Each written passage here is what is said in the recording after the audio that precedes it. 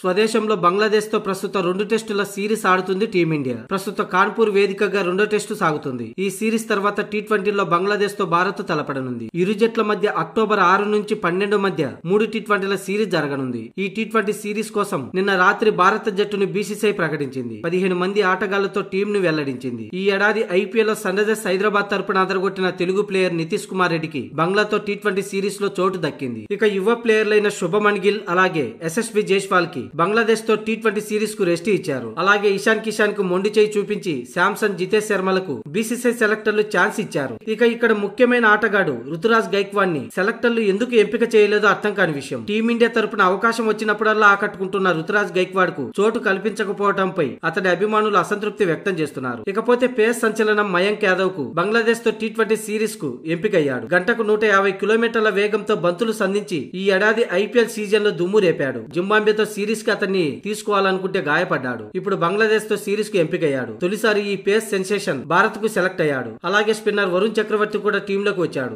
ఇక బంగ్లాతో T20 series కు Bumrah, సిరాజులకు rest ఇచ్చారు. అయితే యువ పేసర్ హర్షత్ రాణాకు చోటు దక్కింది. మొత్తానికి బంగ్లాదేశ్ తో టీ20 సిరీస్ కు భారత జట్టు ఇది. ముందుగా బ్యాటర్లు సూర్యకుమార్ యాదవ్, రింకు సింగ్, రియాన్ పరాగ్, వికెట్ కీపర్లు Sanju Samson, Jitesh Sharma, all rounders Abhishek Sharma, Hardik Pandya, Nitish Kumar Reddy, Shivam Dube, Washington Sundar. ఇక బౌలర్లు రవి బిష్ణోయ్, వరుణ్ చక్రవర్తి, హర్షదీప్ సింగ్, హర్షత్ రాణా, మయాంక్ యాదవ్.